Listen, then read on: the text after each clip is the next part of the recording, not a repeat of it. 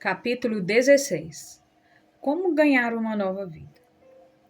A Capadócia, na Turquia, é famosa por suas curiosas formações rochosas.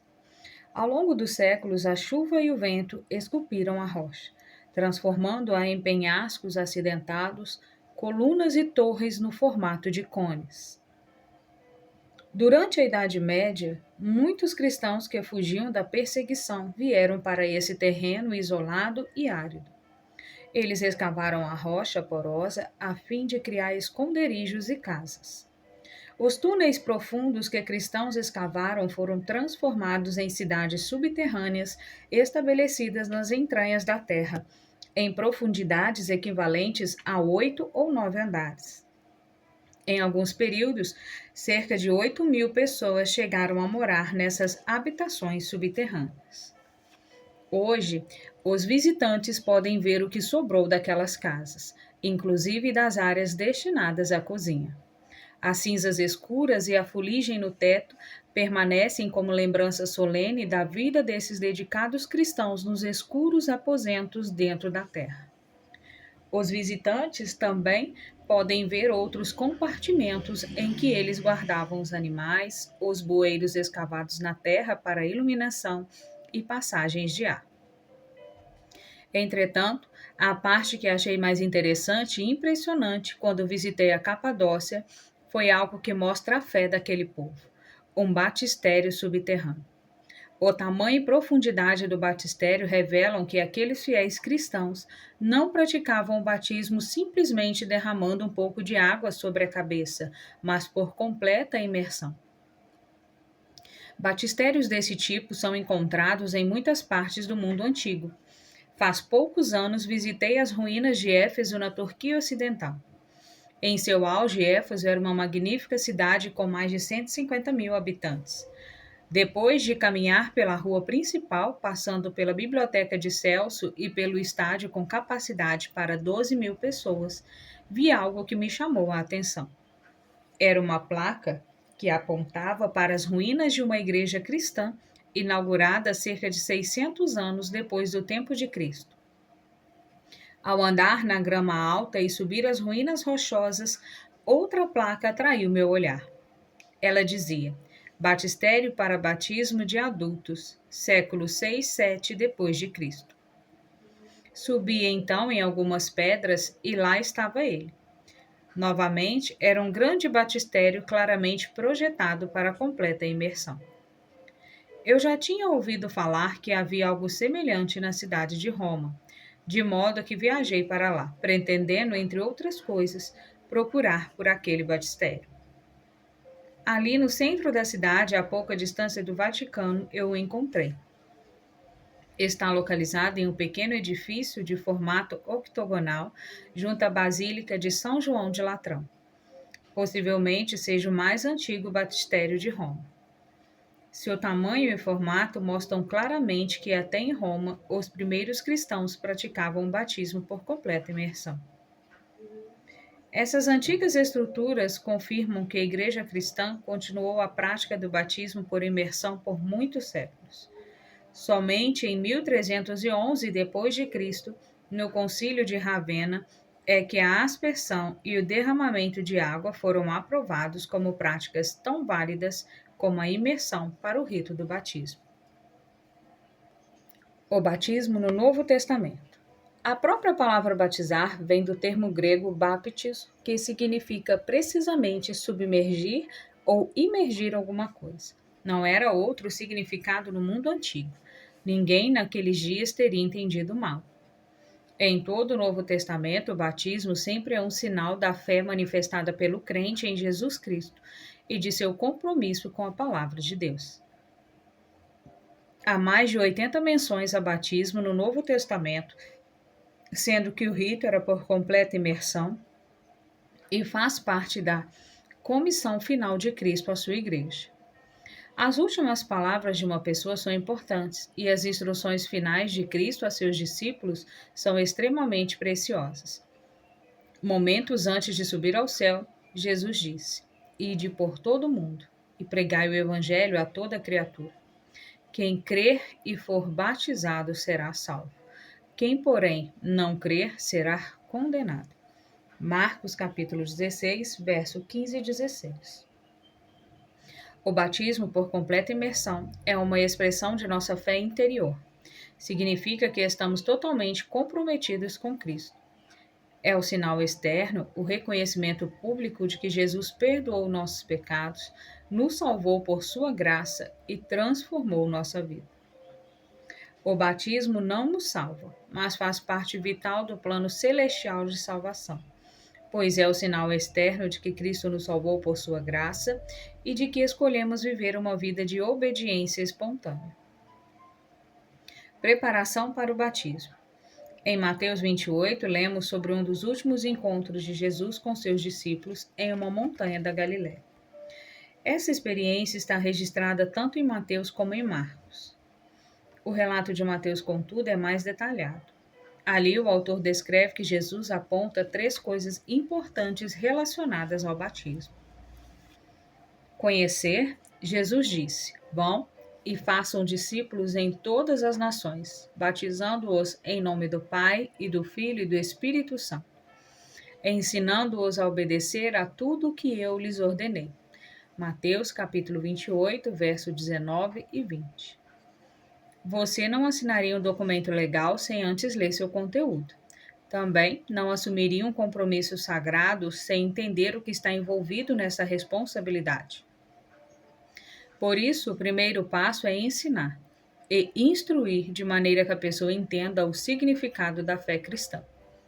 Embora todos continuem crescendo e aprendendo continuamente em sua jornada de fé, os cristãos do Novo Testamento eram instruídos nos conceitos essenciais e básicos da fé e doutrina antes de seu batismo, de acordo com a ordem de Cristo.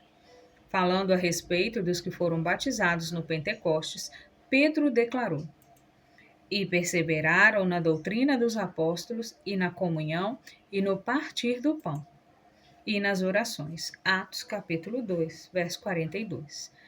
Para terem continuado na doutrina dos apóstolos, esses primeiros cristãos certamente a conheciam previamente. O batismo vem depois do processo de conhecer a palavra de Deus. Crer. Conhecer o Evangelho é essencial, mas não é o suficiente.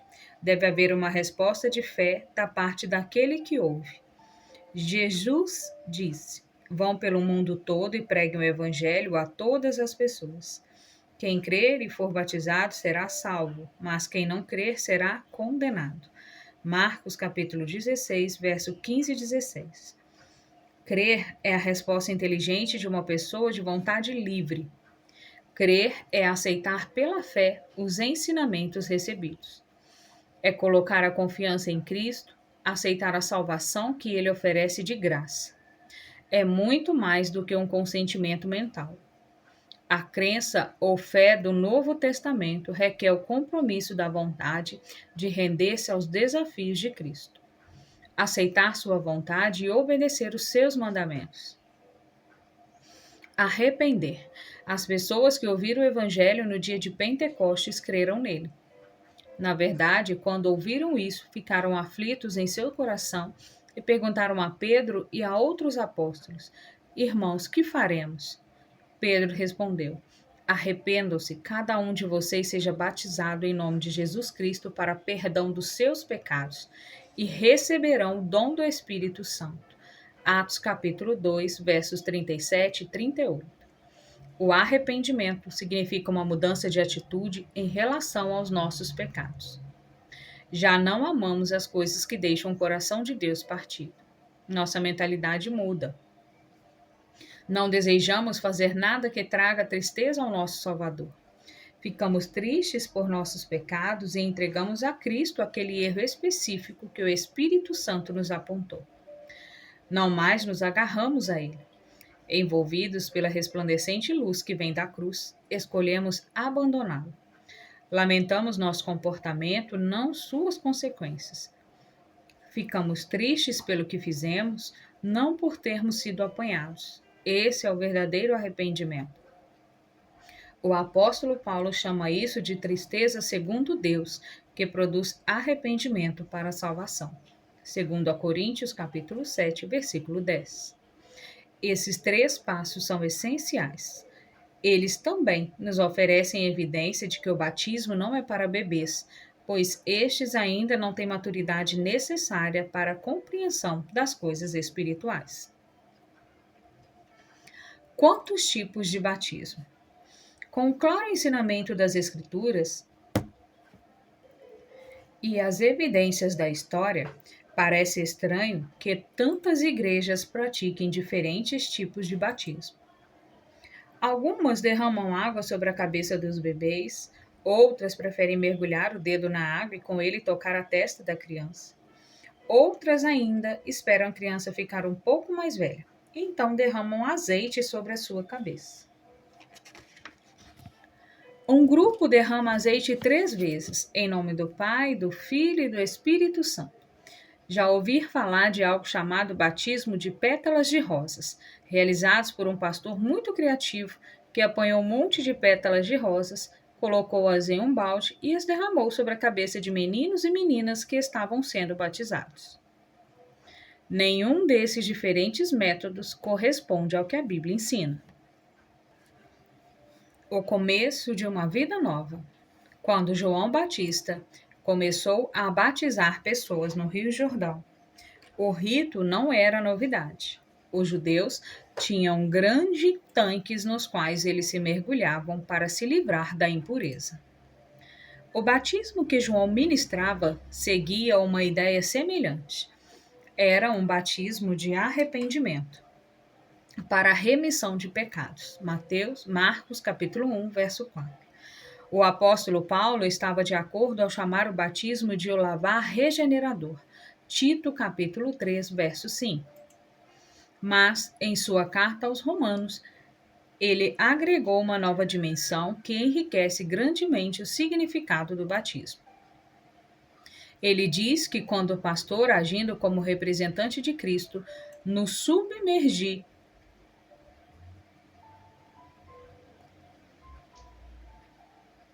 na água, ele está nos colocando simbolicamente dentro da sepultura, está enterrando nosso velho modo de vida.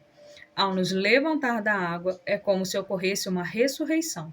Somos novos em Cristo. A culpa do passado desaparece. Perdoados e purificados, vivemos uma nova vida em Cristo.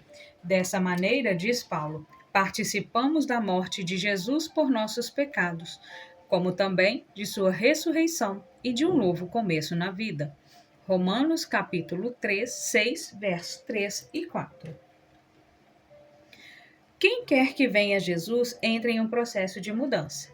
Sendo guia nesse processo, o Espírito Santo nos dá uma nova perspectiva, a qual nos capacita a ver a clara verdade sobre nós mesmos e nossa situação pecaminosa. Ao mesmo tempo, ele enche nosso coração e nossa de esperança e de desejo por algo melhor. Enquanto vivermos, estaremos continuamente desejando nos tornar cada vez mais semelhantes a Jesus e nos esforçando para isso. Esse crescimento na santidade nunca para. É obra de uma vida. Essa mudança gradual e constante é o que chamamos de santificação. No entanto, existe outro tipo de mudança que é a conversão. Conversão é uma curva em U na autoestrada da vida. A conversão não muda quem somos, mas altera radicalmente a direção para onde vamos. Não é simplesmente uma mudança de comportamento, mas de valores, de ideias, de esperança e planos. Quando isso acontece, uma mudança de comportamento certamente virá a seguir. Paulo escreveu: no íntimo do meu ser tenho prazer na lei de Deus. Romanos capítulo 7, verso 22. Essa é a voz de um homem verdadeiramente convertido. Pessoas que não são convertidas se mostram enfáticas em não se alegrar na lei de Deus. Elas ficam entediadas ou até irritadas de falar sobre fé. Elas não almejam a santidade nem tem o desejo de possuir um caráter semelhante ao de Cristo. É tão profunda a mudança de valores que ocorre na conversão que não é exagero dizer que a pessoa que fomos antes morreu. O batismo é o enterro dessa pessoa. Emergimos na sepultura das águas para uma novidade de vida. Romanos capítulo 6, versículo 4. Isso não quer dizer que somos um produto acabado, como a nova vida que começa com o nascimento físico. Nosso nascimento espiritual também é apenas o começo. Na mesma passagem em que Paulo revela seu prazer na lei de Deus, ele confessa que a velha e pecaminosa natureza ainda clamava para ser ouvida. Cada dia ele ainda tinha que lutar contra o mal que havia dentro de si. Romanos capítulo 7, dos versos 15 a 18. Ele tinha de disciplinar seu corpo e mantê-lo subjugado. Se não fizesse isso, a velha natureza rapidamente recobraria o poder sobre sua vida. 1 Coríntios capítulo 2, verso 27. Entretanto, não precisamos esperar anos e anos para ver a diferença. Ao prosseguir na vida cristã, somos guiados e fortalecidos pelo Espírito Santo. Nossa vida passa a ter propósito e ordem. O amor enche nosso coração de uma maneira que jamais imaginamos ser possível. O significado do batismo. Jesus disse a Nicodemos que ele precisava nascer de novo. João capítulo 3, verso 3. Sendo um líder religioso, Nicodemos deve ter entendido o que Jesus quis dizer, mas ficou perturbado com essa mensagem. Afinal, ele era dono de uma imagem pública impecável. Jesus estava de fato dizendo que ele precisava nascer outra vez? Ele preferiu desconversar. Então perguntou: como pode um homem nascer sendo velho? Pode porventura voltar ao ventre da sua mãe e nascer segunda vez? João capítulo 3, verso 4. Naturalmente, era uma ironia, uma forma polida de sarcasmo. Mesmo assim, Jesus não deu importância à sua provocação. Calmamente ele respondeu: em verdade te digo, quem não nascer da água e do Espírito não pode entrar no reino de Deus. João capítulo 3, versículo 5. Ser nascido do Espírito é passar pela conversão, a experiência que descrevemos há pouco. Ser nascido da água é passar pelo batismo.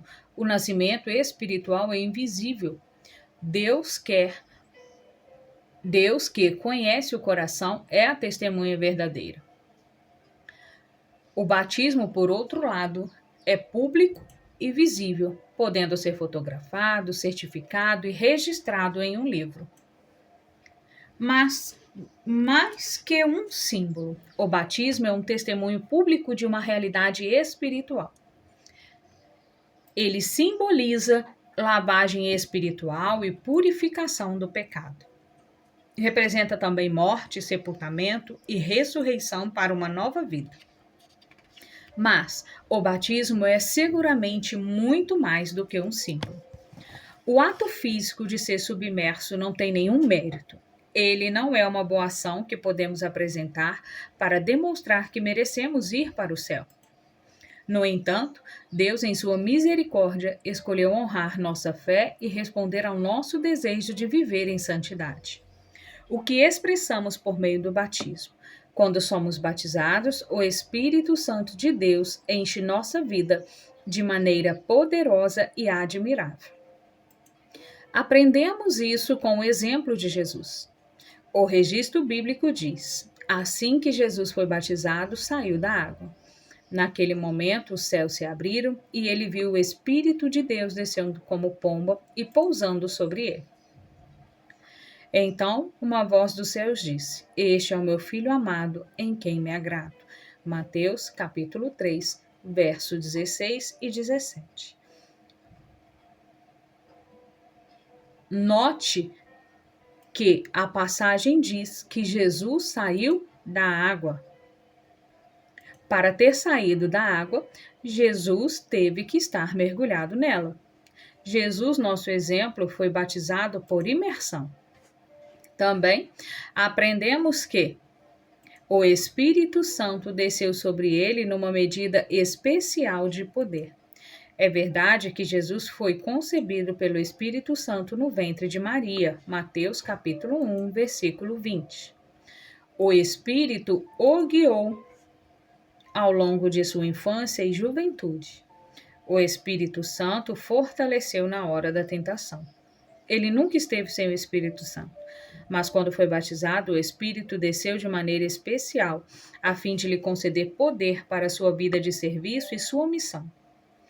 João diz que o Espírito Santo não foi dado a Jesus por medida. João capítulo 3, verso 34. Em outras palavras, Deus não mede o Espírito Santo em doses. Ele não dá o Espírito Santo em porções limitadas.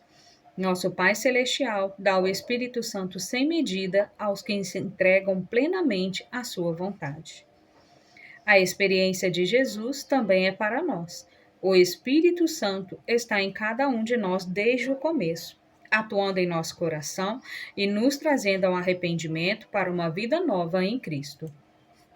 É o Espírito quem desperta em nosso coração o desejo de renovação e transformação. Porém, como verdadeiramente aconteceu no caso de Jesus, ao respondermos ao convite e sermos batizados, o Espírito desce com especial poder. Sua vinda não pode ser visível, mas é tão real como no batismo de Jesus. O que observamos a seguir nessa passagem é que uma voz veio do céu dizendo: "Este é o meu filho amado, em quem me agrado." Mateus capítulo 3, verso 17. Essa experiência também é para nós. Ao sair das águas do batismo, você pode não ouvir nenhuma voz, mas Deus está ali e ele diz a você: "Este é meu filho amado, em quem me agrado." Que coisa maravilhosa é entrar no tanque batismal enquanto essa voz fala ao coração. Por meio do batismo, passamos a ser filhos de Deus e membros da família divina no céu e na terra. Efésios capítulo 3, verso 15. O Senhor acrescentava discípulos. Às vezes, alguns me dizem: "Quando eu for batizado, não quero pertencer a nenhuma igreja, só quero ser batizado." É evidente que essas pessoas não entenderam o que o Novo Testamento diz sobre esse assunto. No dia de Pentecostes, Pedro acrescentou a mensagem do Evangelho com o poder do Espírito Santo, e quase 3.000 pessoas entregaram a vida a Deus. Atos capítulo 2, verso 41. Você pode imaginar a emoção daquele dia fascinante? Que momentos maravilhosos em que tantos creram e foram batizados. A história não para aí. O batismo não é um fim em si mesmo, pelo contrário, é um começo. Note o que aconteceu depois do batismo daquelas 3.000 pessoas.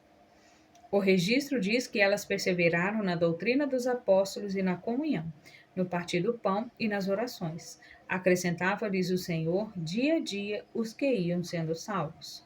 Atos 2, versos 42 e 47. As pessoas batizadas não foram deixadas sozinhas. Os novos conversos crescem dentro da igreja, assim como o bebê cresce dentro do lar. Quando bebês são abandonados na rua, suas chances de sobrevivência são escassas. Quando novos cristãos são deixados sozinhos lutando contra as tentações de Satanás, sem contar com o apoio de seus amigos cristãos e o aperfeiçoamento nos ensinamentos bíblicos, suas chances de sobrevivência também são escassas. O registro bíblico deixa claro que novos membros foram acrescentados ao grupo inicial de crentes. Atos capítulo 2, verso 4:1. Isso significa que eles se juntaram aos que já eram seguidores de Jesus, e eles perseveravam na doutrina dos apóstolos. Atos 2:42. A palavra doutrina significa ensinamento. Isso pressupõe um processo contínuo de instrução. À medida que são nutridos e instruídos, eles continuam a crescer. A base de sua instrução era a palavra de Deus e os ensinamentos de Jesus recebidos daqueles que tinham estado a seus pés. andado com ele e ouvido suas instruções. Os novos cristãos não tentavam adorar a Deus isolados. Eles se tornavam parte de uma igreja. Estavam agora entrelaçados no tecido social de uma comunidade de crentes. Suas atividades corporativas incluíam compartilhar refeições e adorar juntos. Eles faziam parte de um ministério de grupos de oração. À medida que continuavam testemunhando, cada vez mais pessoas se juntavam a eles. E acrescentava-lhes o Senhor dia a dia os que iam sendo salvos. Atos 2, verso 47. Companheirismo na igreja faz parte do plano de Deus para todo cristão. Eles podem esquecer. Quando somos batizados e passamos a fazer parte da igreja de Deus, integramos uma família que cuida de nós. Mas e se a igreja não der tanto apoio, não for tão cuidadosa, nem tão amorosa como se esperar? O profeta Isaías nos dá uma ideia. Acaso pode uma mulher esquecer-se do filho que ainda mama? Pergunta ao Senhor por intermédio do profeta. Ele está apresentando o exemplo mais forte possível de amor humano. Mas Deus percebe que isso é de fato possível. Mas ainda que esta viesse a se esquecer dele, Deus argumenta: Eu, todavia, não me esquecerei de ti. Eis que nas palmas das minhas mãos te gravei. Isaías 49, verso 15 e 16. Até o tipo mais forte de amor humano não pode ser comparado à compaixão, à tenra misericórdia ou ao amor de Deus pelos seus filhos humanos. Às vezes as pessoas nos decepcionam. As igrejas não são perfeitas. Mesmo assim, elas são um lugar ordenado por Deus para crescermos em Cristo. E a boa notícia é que Jesus nunca vai nos decepcionar. Seu amor dura para sempre. Um homem me disse: Gostaria de ser batizado, mas tenho medo. Minha família não concorda e não vou ter apoio em casa. Também não tenho certeza de que posso resistir às tentações quando elas vierem. Você terá problemas e tentações depois do seu batismo? Posso lhe garantir que sim. Mas quando você for tentado e concentrar sua mente em sua fraqueza, não se esqueça do quanto Deus é forte e do quanto Ele ama você. Lembre-se de sua promessa: de maneira alguma te deixarei, nunca jamais te abandonarei. Hebreus capítulo 13, verso 5. A família de Deus no céu e na terra. Jesus disse a Nicodemos que o novo nascimento tem duas dimensões, uma física e outra espiritual. Somos nascidos do Espírito e da água. Da mesma forma, somos nascidos em uma família que tem ambas as dimensões. Com o batismo, passamos a ser parte de uma família tanto no céu como na terra. Efésios 3,15. Graças ao nosso nascimento espiritual, nos juntamos à companhia de anjos e à comunhão do Espírito Santo. Filipenses capítulo 2, versículo 1. Andamos com Jesus, seu amor é o centro de nossa vida. Graças ao nosso renascimento físico, o batismo também nos uniu à família de Deus na terra. Passamos a fazer parte da igreja, pois em um só Espírito todos nós fomos batizados em um corpo, quer judeus, quer gregos, quer escravos, quer livres, e a todos nós foi dado beber de um só Espírito. 1 Coríntios capítulo 12, verso 3 e 27. Esse, um corpo, é a igreja, ver Colossenses 1,18. Por meio do batismo por imersão, nos juntamos à companhia do remanescente, aos fiéis dos últimos dias que guardam os mandamentos de Deus e a fé em Jesus. Apocalipse, capítulo 14, versículo 12. E nos unimos à igreja que tem em seu centro Cristo e que crê na Bíblia. Minha história. Aos 17 anos fui batizado por imersão. Eu tinha sido criado em uma amorosa família católica. Fui batizado ainda bebê. Mas em toda a minha vida parecia faltar algo. Eu buscava por esse algo intangível nos esportes, na música, em festa, nos estudos e em muitas outras coisas, mas não encontrava. No fundo do coração havia desassossego, vazio e ausência de paz. Pensei muito sobre o significado da vida e refleti sobre a razão de eu ter sido colocado aqui neste planeta. Minha mente estava confusa sobre a eternidade e o que ocorre após a morte.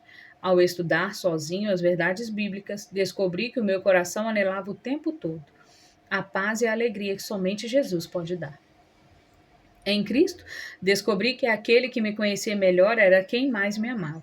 Fiquei absolutamente maravilhado ao perceber que Jesus me amava mais do que eu podia imaginar. Ele veio à Terra, viveu a vida que eu devia ter vivido, morreu a morte que eu devia ter morrido, pagou a pena pelos meus pecados naquela dolorosa cruz e me ofereceu vida eterna. Pensar em Cristo morrendo em meu lugar me deixava perplexo. E pensar que ele não somente morreu por mim, mas que vive por mim e que está vindo outra vez por mim ainda hoje me deixa maravilhado.